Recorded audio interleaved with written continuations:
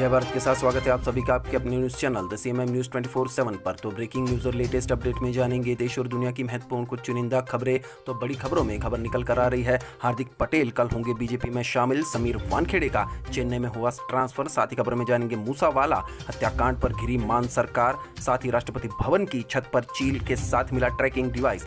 खबर ये आ रही है कि गूंगा पहलवान का सरकार पर आरोप, उसी में आपस में झगड़े, कथित संत निकले थे हनुमान जी की जन्म स्थान ढूंढने के लिए। जी हाँ दोस्तों, उसी के साथ खबर आ रही है कि मीका सिंह के ट्वीट के बाद अलर्ट हुई पुलिस, बढ़ा दी सुरक्षा। ईडी का शिकंजा फारूक अब्दुल्ला पर, बीजेपी सरकार कर रही है परेशान, बोले फारूक अब्दुल्ला। साथ ही खबर में जानेंगे 26/11 का मोस्ट वांटेड आतंकी हाफिज सईद अफगानिस्तान में चला रहा है आतंकी ट्रेनिंग कैंप। साथ ही खबर में जानेंगे रशिया और यूक्रेन के युद्ध अपडेट्स के बारे में, साथ ही यूके के पीएम की लड़खड़ाती कुर्सी के बारे में।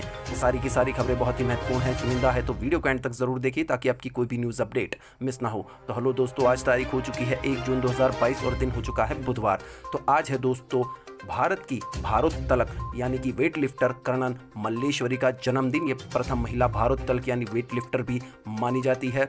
उसी के साथ इन्होंने ओलंपिक में पदक भी जीता है भारत के लिए। तो कर्नल मल्लेश्वरी को सीएमएम न्यूज़ की ओर से जन्मदिन की बहुत बहुत बधाई। साथ ही खबर में जानेंगे कि आज एक और स्पोर्ट्स पर्सन का जन्मदिन है। जहां दोस्तों महिला स्पोर्ट्स स्टार है राजेश्वरी गायकवाड़, भारतीय महिला क्रिकेट टीम की बेहतरीन प्लेयर है, तो उनको भी सीएमएम न्यूज़ की तरफ से जन्मदिन की बधाई। तो आज है दोस्तों वर्ल्ड मिल्क डे यानी विश्व दुग्ध दिवस। श्वेत क्रांति को बढ़ावा देने के लिए, मिल्क प्रोडक्शन को बढ़ावा देने के लिए ये दिवस मनाया जाता है। उसी के साथ आज है वर्ल्ड चाइल्ड प्रोटेक्शन डे यानी कि अंतर्राष्ट्रीय बाल रक्षा दिवस। बच्चों के रिलेटेड जो अधिकार है उनको संरक्षित करने के लिए, बच्चों को अपने अधिकार दिलवाने के लिए ये दिवस मनाया जाता है।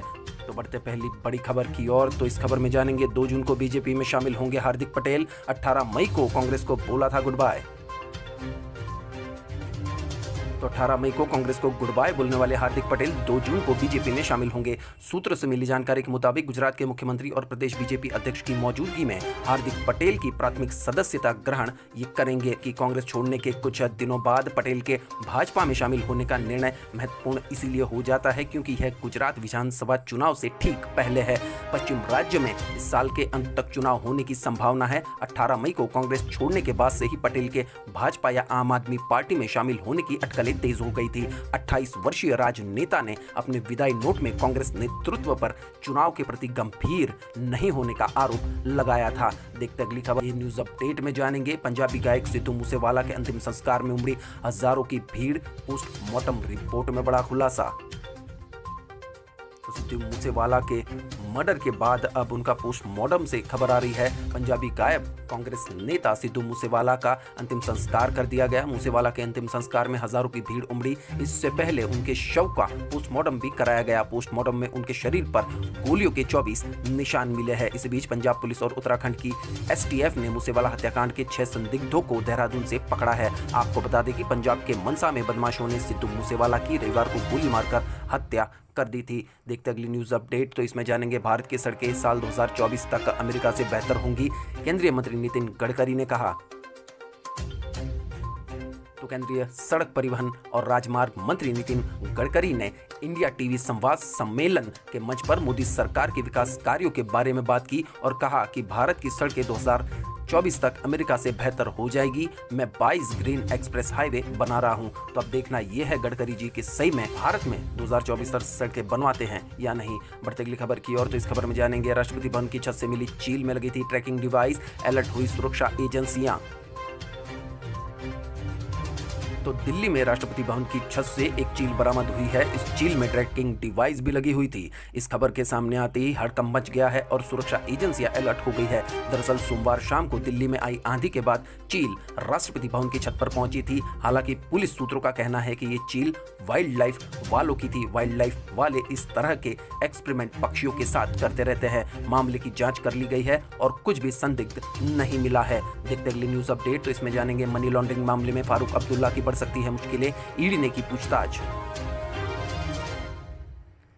तो श्रीनगर में नेशनल कॉन्फ्रेंस के अध्यक्ष फारूक अब्दुल्ला मंगलवार को मनी लॉन्ड्रिंग के एक मामले में पूछताछ के लिए प्रवर्तन निदेशालय यानी ईडी के सामने पेश हुए। यह मामला जम्मू कश्मीर क्रिकेट एसोसिएशन में कथित आर्थिक अनियमितता से जुड़ा है। श्रीनगर से लोकसभा सांसद अब्दुल्ला सुबह 11 बजे राजबाग स्थित ईडी कार्यालय पहुंचे। अंदर जाने से पहले पूर्व मुख्यमंत्री ने पत्रकारों से बातचीत की और इस पूछताछ को जम्मू कश्मीर में आगामी विधानसभा चुनावों से भी जोड़ा। दरअसल उन्होंने कहा कि चुनाव होने तक हमें परेशान किया जाएगा। उन्होंने कहा कि मैं समन के बारे में ज्यादा कुछ नहीं कहूंगा, चुनाव होने के हैं और वे तब तक हमें परेशान करेंगे, यानी बीजेपी पर कथित तौर पर इन्होंने निशाना साधा है। ईडी ने 27 मई को अब्दुल्ला को धन शोधन के मामले में अपने श्रीनगर कार्यालय में तलब किया था। अधिकारियों ने बताया कि पूर्ववर्ती राज्य जम्मू कश्मीर के 3 बार मुख्यमंत्री रहे 84 वर्षीय अब्दुल्ला ने 2019 में इस मामले में अपना बयान दर्ज कराया था। घाटी में राजनीतिक दलों ने कहा कि समन देश में सभी विपक्षी नेताओं के लिए सामान्य बात है। बढ़ती अगली खबर की और इस खबर में जानेंगे एनसीबी के पूर्व जोनल डायरेक्टर समीर वानखेड़े का तबादला, भेजे गए चेन्नई। तो समीर वानखेड़े का ट्रांसफर हो चुका है, उन्हें चेन्नई भेजा गया है। मुंबई के पूर्व NCB zonal director Sameer Wankhede का मुंबई से चेन्नई ट्रांसफर हो गया है। वे पहले क्रूज ड्रग्स केस मामले की जांच का हिस्सा थे। क्रूज ड्रग्स केस में बॉलीवुड अभिनेता शाहरुख खान के बेटे आर्यन खान को क्लीन चिट मिलने के बाद वानखेड़े का तबादला किया गया है। बढ़ती अगली खबर की और इस खबर में जानेंगे ज्ञानव्यापी मस्जिद सर्वे की रिपोर्ट लीक, हिंदू पक्ष ने झाड़ा पल्ला, कहा कोर्ट में कल दर्ज की जाएगी शिकायत। तो ज्ञानव्यापी मामले पर सोमवार को बंद लिफाफे में सर्वे रिपोर्ट और ऑडियो वीडियो सौंपे गए थे। रिपोर्ट में सौंपे जाने के कुछ देर बाद ही रिपोर्ट लीक हो गई और सर्वे के वीडियो वायरल हो गए थे। इसके लिफाफे हिंदू पक्ष को सौंपे गए हैं, हालांकि हिंदू पक्ष ने इससे पल्ला झाड़ लिया है। देखते अगली न्यूज अपडेट, इसमें जानेंगे जेल में बंद गैंगस्टर लॉरेंस बिश्नोई को एनकाउंटर का डर, फर्जी एनकाउंटर हो सकता है मेरा, ऐसा लॉरेंस बिश्नोई ने कहा था। उन्होंने अर्जी भी की थी, उस अर्जी पर सुनवाई से कोर्ट ने मना किया है। तो सिद्धू मूसेवाला की हत्या का आरोप, लॉरेंस बिश्नोई जेल में बंद है। लॉरेंस बिश्नोई की अर्जी पर विचार करने से कोर्ट ने इनकार कर दिया है। पंजाब पुलिस द्वारा फर्जी मुठभेड़ किया जाने की आशंका जताई थी, तो इस पर कोर्ट ने सुनवाई करने से मना कर दिया है। बढ़ती अगली खबर की और इस खबर में जानेंगे ट्रेन में ज्यादा सामान ले जाना अब पड़ सकता है महंगा, रेलवे ने जारी की चेतावनी। तो सफर के दौरान जरूरत से ज्यादा सामान ले जाना रेल यात्रियों को अब महंगा पड़ सकता है। रेलवे ने चेतावनी जारी करते हुए सामान अधिक होने पर पार्सल कार्यालय से लगेज बुक कराने की सलाह दी है। रेल मंत्रालय ने अपने आधिकारिक ट्विटर हैंडल से ट्वीट कर लोगों को सफर के दौरान जरूरत से अधिक सामान लेकर सफर न करने की सलाह दी है। आपको बता दें कि रेलवे के नियमों के मुताबिक यात्री ट्रेन के सफर के दौरान 40 से 70 किलोग्राम तक ही सामान लेकर यात्रा कर सकते हैं। अगर कोई इससे अधिक सामान लेकर यात्रा करता है तो उसे अलग से किराया देना होगा। दरअसल रेलवे के कोच के हिसाब से सामान का वजन अलग अलग निर्धारित होता है। रेलवे के अनुसार यात्री स्लीपर क्लास में अपने साथ 40 किलोग्राम तक सामान ले जा सकते हैं। वहीं एसी 2 टायर में 50 किलो तक सामान ले जाने की छूट है, जबकि फर्स्ट क्लास एसी में 70 किलो तक सामान यात्री ले जा सकते हैं। तो रेल यात्रा के दौरान क्या क्या ले जाना मना है, ये भी आपको बता देते हैं कि रेल यात्रा के दौरान स्टॉप गैस सिलेंडर, किसी तरह की ज्वलनशील केमिकल, पटाखे, तेजाब, बदबूदार वस्तुएं, चमड़ा या गीली खाल, पैकेजों में ले जाए जाने वाले ग्रीस, तेल, घी वस्तुएं जिनके टूटने या टपकने से या यात्रियों को परेशानी या क्षति पहुंच सकती है। रेल यात्रा के दौरान प्रतिबंधित वस्तुएं ले जाना भी अपराध है। यदि इन प्रतिबंधित वस्तुओं में किसी तरह की वस्तु यात्रा के दौरान साथ लेकर जा रहे हैं तो रेलवे एक्ट की धारा 164 के तहत कार्रवाई की जा सकती है। बढ़ते अगली खबर की और इस खबर में जानेंगे लालू प्रसाद यादव के साले और पूर्व विधायक साधु यादव को 3 साल की कैद। तो आरजेडी प्रमुख लालू यादव के साले और पूर्व विधायक साधु यादव को 3 साल की कैद की सजा सुनाई गई है। साधु यादव पर 16,000 रुपए जुर्माना भी लगाया गया है।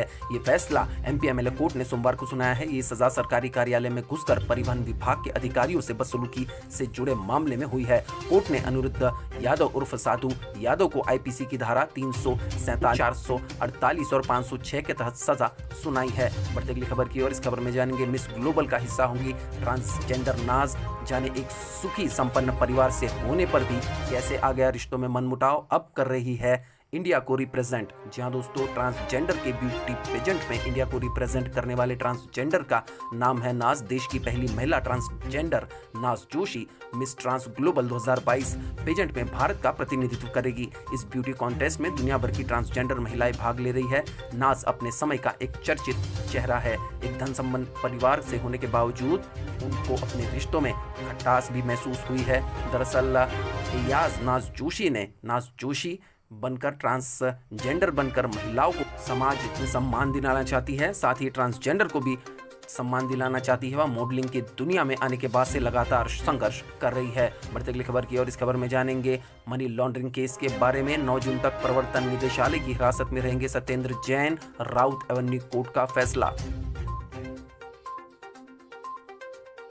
तो दिल्ली के स्वास्थ्य मंत्री सत्येंद्र जैन को प्रवर्तन निदेशालय ने गिरफ्तार किया है। उन पर कोलकाता की एक कंपनी के जरिए हवाले का लेन देन का मामला पाया गया है। इससे पहले विधानसभा चुनाव के दौरान भी उनकी गिरफ्तारी की बात हुई थी, जिस पर पार्टी ने प्रतिक्रिया भी दी थी। देखते अगली न्यूज अपडेट, इसमें जानेंगे मनसे प्रमुख राज ठाकरे अस्पताल में हुए भर्ती, 1 जून को होनी है सर्जरी।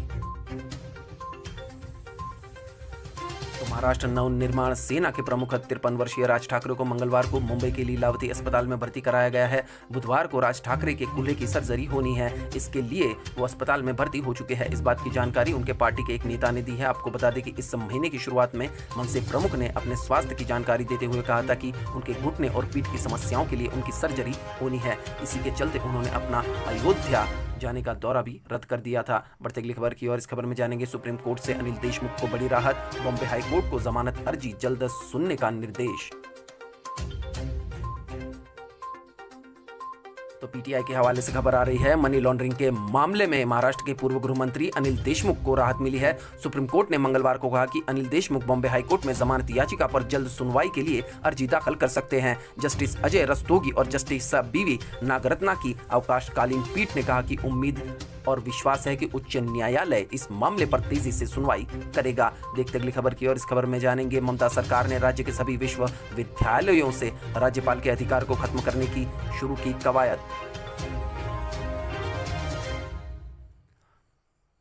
तो कोलकाता से खबर आ रही है, पश्चिम बंगाल राज्य की मुख्यमंत्री ममता बनर्जी जगदीप धनखड़ को राज्यपाल के पद से हटाने की कई बार मांग कर चुकी है।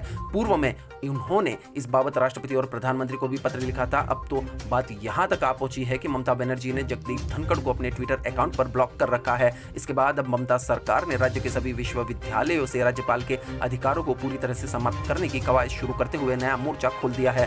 बंगाल पहला राज्य नहीं है जिसने राज्यपाल की जगह मुख्यमंत्री को कुलाधिपति के रूप में नियुक्त करने का निर्णय लिया है। इससे पहले तमिलनाडु और केरल में ये हो चुका है। अगर बंगाल सरकार इस विधेयक को पारित कर देती है तो ममता बनर्जी कुलाधिपति बन जाएगी। बढ़ते अगली खबर की और इस खबर में जानेंगे सरकार की गेहूं खरीद अब तक घटकर 184.58 लाख टन पर। तो सरकार ने चालू 2022-23 रबी खरीद वर्ष में अब तक का 37,992.7 करोड़ रुपए की एमएसपी मूल्य पर 184.58 लाख टन गेहूं की खरीद की है, जिससे 17.50 लाख किसान लाभान्वित हुए हैं। खाद्य मंत्रालय ने इस बात की जानकारी सोमवार को दी। भारतीय खाद्य निगम और राज्य एजेंसियों द्वारा की गई कुल गेहूं खरीद एक साल पहले की अवधि की तुलना में काफी कम है। दोस्तों, आपको बता दें कि रबी खरीद वर्ष अप्रैल से मार्च तक चलता है, लेकिन अधिकांश खरीद जून तक समाप्त हो जाती है। बढ़ते अगली खबर की और इस खबर में जानेंगे श्रीलंका की मदद के लिए विश्व बैंक ने $70 करोड़ देने का दिया आश्वासन। तो आर्थिक संकट से जूझ रहे श्रीलंका को विश्व बैंक ने राहत की खबर सुनाई है। विश्व बैंक अगले कुछ महीनों में श्रीलंका को लगभग 700 मिलियन अमेरिकी डॉलर यानी 70 करोड़ अमेरिकी डॉलर का वितरण करने के लिए तैयार है। आपको बता दें कि विश्व बैंक के श्रीलंका प्रमुख चियो कांडा ने श्रीलंका के विदेश मंत्री GL पेरिस से मुलाकात के दौरान यह आश्वासन दिया था। उन्होंने कहा कि विश्व बैंक पहले से स्वीकृत परियोजनाओं की राशि पुनर्नियोजित कर जारी करेगा। बढ़ती अगली खबर की और इस खबर में जानेंगे दिलीप वलसे पाटिल का केंद्र पर निशाना। महाराष्ट्र से आ रही है खबर। आपको बता दें कि नोटबंदी क्यों हुई, नासिक धर्म संसद पर भी उन्होंने उठाए सवाल। केंद्र सरकार को पूरी जांच करनी चाहिए, ऐसा उन्होंने कहा। जनता को बताना चाहिए कि नोटबंदी क्यों हुई और सरकार ने इसे नियंत्रित करने के लिए क्या कदम उठाए। महाराष्ट्र के गृह मंत्री दिलीप वलसे पाटिल ने नोटबंदी को लेकर केंद्र सरकार को निशाने पर लिया है। पाटिल ने कहा कि केंद्र सरकार का नोटबंदी भारतीय अर्थव्यवस्था के लिए एक समस्या है। केंद्र सरकार को पूरी जांच करनी चाहिए थी और जनता को बताना चाहिए था कि नोटबंदी क्यों हुई और सरकार ने इसे नियंत्रित करने के लिए क्या कदम उठाए। दरअसल भगवान हनुमान के जन्म से संबंधित नासिक में होने वाले धर्म संसद के बारे में भी पूछे जाने पर दिलीप पाटिल ने कहा कि यह वास्तविक मुद्दों से ध्यान भटकाने के लिए है। ध्यान न दे इस मुद्दों पर भय और मतभेद पैदा किया जा रहा है। बीजेपी के शासन में इससे कोई फर्क नहीं पड़ता। भक्तों को उनके जन्मस्थान के बारे में पता है या नहीं, वे सिर्फ उनकी पूजा करना चाहते हैं और करते भी हैं। तो बहुत ही सटीक निशाना साधा है केंद्र सरकार पर दिलीप वलसे पाटिल ने। बढ़ते अगली खबर की ओर, तो इस खबर में जानेंगे मदरसा बैन का कानून पर बवाल, असम कोर्ट के फैसले के खिलाफ सुप्रीम कोर्ट में याचिका दाखिल।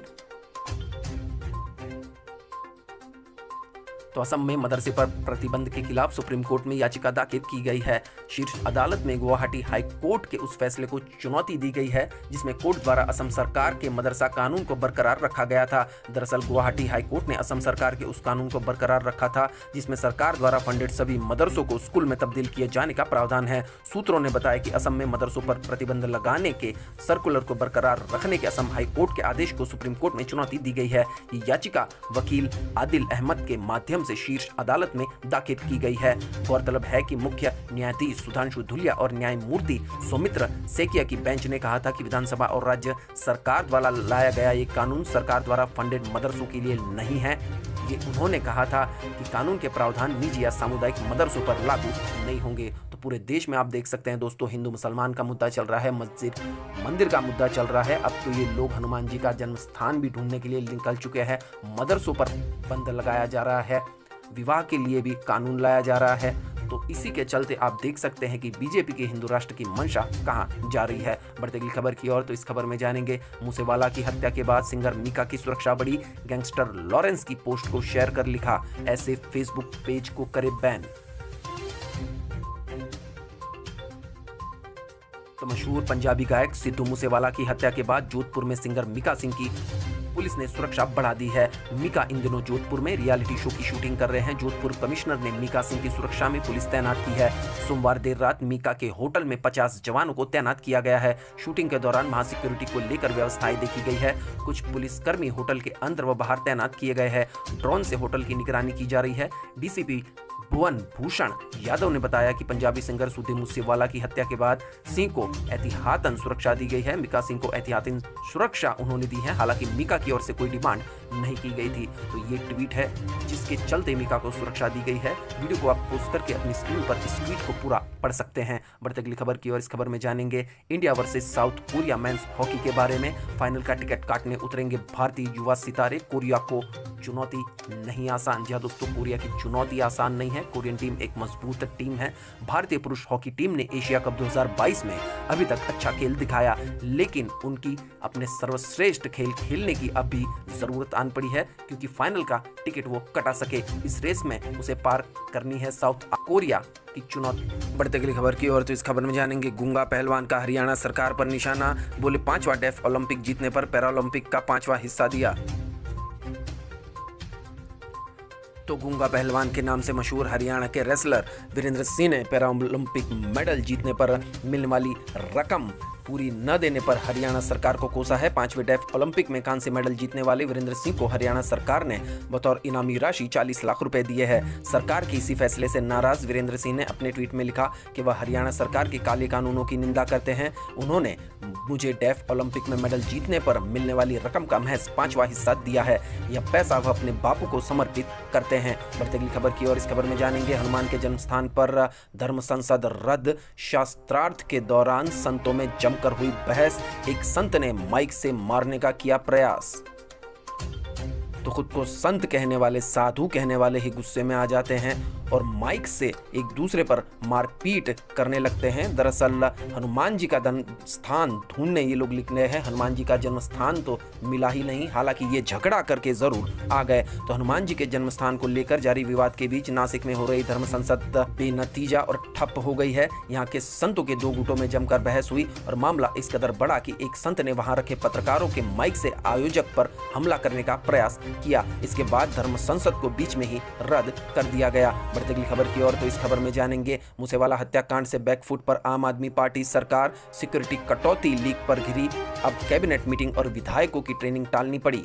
तो सिद्धू मूसेवाला की हत्या पर मान सरकार घिर चुकी है। पंजाबी सिंगर सिद्धू मूसेवाला की दिन दहाड़े हत्या से आम आदमी पार्टी सरकार बैकफुट पर आ गई है। सबसे अहम सिक्योरिटी कटौती की सूचना लीक होना है, जिसको लेकर अब हाई कोर्ट में भी जवाब तलबी की गई है। आम आदमी पार्टी सरकार को इस हत्याकांड के बाद सोमवार सुबह बुलाई कैबिनेट मीटिंग रद्द करनी पड़ी। इसके बाद विधायकों का ट्रेनिंग सेशन रखा गया था, जिसे भी टालना पड़ा। बढ़ते अगली खबर की और इस खबर में जानेंगे कांग्रेस का सॉफ्ट हिंदुत्व कार्ड। गुजरात में कांग्रेस के बड़े मंदिरों में महाआरती करने के आए हैं समाचार। सुंदरकांड जैसे कार्यक्रम कांग्रेस करेगी आयोजित। तो गुजरात में विधानसभा चुनाव के नजदीक आते ही राजनीतिक दलों ने मतदाताओं को लुभाने के प्रयास शुरू कर दिए हैं। कांग्रेस ने गुजरात के पिछले विधानसभा चुनाव में सॉफ्ट हिंदुत्व का एजेंडा अपनाया था। इस बार भी ऐसा ही करने की तैयारी है। इसी के मद्देनजर आगामी दिनों में राज्य के बड़े मंदिरों में महाआरती और सुंदरकांड जैसे कार्यक्रम करने की योजना बनाई है। कांग्रेस सूत्रों के अनुसार स्थानीय नेताओं कार्यकर्ताओं को मंदिरों में रामकथा, गणेश पूजन, महादेव आरती, नवरात्रि सहित कार्यक्रमों का आयोजन कराए जाने का आदेश दिया गया है। देखते अगले समाचार इसमें जानेंगे। आह्वान अखाड़े के महामंडलेश्वर बोले साईं चांद मियां है। उज्जैन में कहा वह मस्जिद के फकीर भगवान नहीं, उनकी पूजा करना गलत। अब ये हार्ड हिंदुत्व आपको दिख रहा है। मुसलमानों को दबाना और हिंदू धर्म के जो भी संत हुए हैं, जो ना तो हिंदू है ना मुसलमान है, साईं बाबा का विरोध इसलिए शायद किया जा रहा हो क्योंकि उन्होंने ये कहा था सबका मालिक एक, लेकिन हिंदुत्ववादी लोग इसको नहीं मानते। उनको तो सिर्फ एक धर्म रखना है, भारत में सिर्फ हिंदू राष्ट्र बनाना है। तो खबर को जानते हैं। छिंदवाड़ा के बाद अब उज्जैन में साईं बाबा को मुस्लिम बताकर उनकी पूजा को गलत बताया गया है। आह्वान अखाड़े के महामंडलेश्वर अतुलेश्वर आनंद महाराज धर्माचार्य स्वरूपानंद सरस्वती के प्रतिनिधि शिष्य स्वामी अभिमुक्तेश्वर सरस्वती के समर्थन में आए हैं। उन्होंने और दूसरे संतों ने साईं की मूर्तियां सनातन धर्म के मंदिरों में स्थापित करने का विरोध जताया है। बढ़ते अगली खबर की और इस खबर में जानेंगे रूस और यूक्रेन की जंग के अपडेट्स। तो यूरोप रूस से ऑयल इंपोर्ट में 2/3 की कटौती करने पर राजी। रूस ने भी रोकी नीदरलैंड की गैस सप्लाई। तो रूस यूक्रेन जंग के 96 दिन बीत चुके हैं। इस बीच यूरोपियन यूनियन रूस से ऑयल इंपोर्ट में 2/3 की कटौती करने पर राजी हो गया है। यूरोपियन काउंसिल के प्रेसिडेंट चार्ल्स मिशेल ने बताया कि यूरोपियन यूनियन ने रूसी ऑयल इंपोर्ट को 2/3 हिस्से में प्रतिबंध लगाने के लिए एक समझौता किया है। इस फैसले से रूस पर जंग खत्म करने को लेकर दबाव भी बनेगा। तो इधर रूस ने नीदरलैंड की गैस सप्लाई रोकने का फैसला किया है। बढ़ते अगली खबर की और इस खबर में जानेंगे अफगानिस्तान में ट्रेनिंग कैंप चला रहे जैश और लश्कर, यूएन की रिपोर्ट से मचा तहलका। तो पाकिस्तान की शह पर लंबे समय से सक्रिय आतंकी संगठनों को लेकर संयुक्त राष्ट्र की एक रिपोर्ट में बड़ा खुलासा हुआ है। संयुक्त राष्ट्र की एक रिपोर्ट में कहा गया है कि मुंबई में 26 नवंबर 2008 को हुए आतंकी हमलों के मुख्य साजिशकर्ता हाफिज सईद के नेतृत्व वाले लश्कर तोयबा और जैश ए मोहम्मद जैसे पाकिस्तानी आतंकवादी संगठनों के अफगानिस्तान के कुछ राज्यों में ट्रेनिंग कैंप है। रिपोर्ट में खुलासा किया गया है कि आतंकी संगठनों के इन ट्रेनिंग कैंप्स पर सीधे सीधे तालिबान का कंट्रोल है। बढ़ते अगली खबर की ओर इसमें जानेंगे क्या इस्तीफा देंगे ब्रिटिश पीएम। पार्टी गेट को लेकर बोरिस जॉनसन की पार्टी के भीतर उठे बगावती सुर। तो ब्रिटेन की सत्तारूढ़ कंजर्वेटिव पार्टी के भीतर सांसद के उन सदस्यों की संख्या धीरे धीरे बढ़ रही है जिन्होंने पार्टीगेट कांड को लेकर अपनी चिंता व्यक्त की है और पार्टी के नेता बोरिस जॉनसन से प्रधानमंत्री पद से इस्तीफा देने की मांग कर रहे हैं। डाउनिंग स्ट्रीट में कोरोना वायरस को फैलने से रोकने के लिए लगाए लॉकडाउन संबंधी कानूनों को तोड़ते हुए पार्टियां करने के मामले में गत सप्ताह एक शीर्ष नौकरशाह स्यू ग्रे की जांच रिपोर्ट प्रकाशित होने के बाद से खुलकर आलोचना करने वाले सांसदों की कुल संख्या बढ़कर 26 हो गई है। तो अब बोरिस जॉनसन पर इस्तीफा देने का दबाव बढ़ सकता है। तो अब जानेंगे क्या है सर्राफा बाजार में सोने चांदी का हाल। तो एमसीएक्स पर सोने का जून वायदा 0.11% यानी 56 रुपए की नरमी के साथ 51,038 रुपए प्रति 10 ग्राम पर कारोबार करता हुआ देखा गया है। वहीं एमसीएक्स पर चांदी का जुलाई वायदा 0.50% यानी 309 रुपए की गिरावट के साथ 61,573 रुपए प्रति किलोग्राम पर कारोबार करता हुआ देखा गया है। तो अब जानेंगे क्या कुछ कहता है भारत के अगले 24 घंटे का मौसम का पूर्वानुमान। तो अगले 24 घंटे के दौरान पूर्वोत्तर भारत, उप हिमालय, पश्चिम बंगाल, सिक्किम, अंडमान और निकोबार द्वीप समूह, लक्षद्वीप, केरल के कुछ हिस्सों, तटीय कर्नाटक, दक्षिण आंतरिक कर्नाटक, आंतरिक तमिलनाडु और रायलसीमा में हल्की से मध्यम बारिश के साथ कुछ स्थानों पर भारी बारिश हो सकती है। जम्मू कश्मीर, हिमाचल प्रदेश के कुछ हिस्सों में हल्की से मध्यम बारिश संभव है। तेलंगाना, उत्तरी आंतरिक कर्नाटक में छिटपुट हल्की बारिश भी संभव है। उत्तराखंड, विदर्भ, मराठवाड़ा, दक्षिण मध्य महाराष्ट्र, दक्षिण छत्तीसगढ़, तटीय आंध्र प्रदेश और ओडिशा के 1 या 2 हिस्सों में हल्की बारिश भी संभव है। है उसी के साथ हरियाणा, दिल्ली और पश्चिम उत्तर प्रदेश में गरज के साथ छिटपुट बारिश की गतिविधियां हो सकती है। तो इसी के साथ आज के ब्रेकिंग न्यूज़ और लेटेस्ट अपडेट यहीं समाप्त होते हैं। वीडियो को एंड तक देखने के लिए आप सभी का बहुत बहुत धन्यवाद। वीडियो अगर अच्छा लगा हो तो चैनल को लाइक कीजिए, शेयर कीजिए, सब्सक्राइब कीजिए ताकि आपकी आने वाली कोई भी लेटेस्ट अपडेट मिस ना हो। मिलते अगली न्यूज़ अपडेट के साथ। आपका दिन बेहद ही खुशनुमा रहे। Thank you, take care, good bye, जय भारत।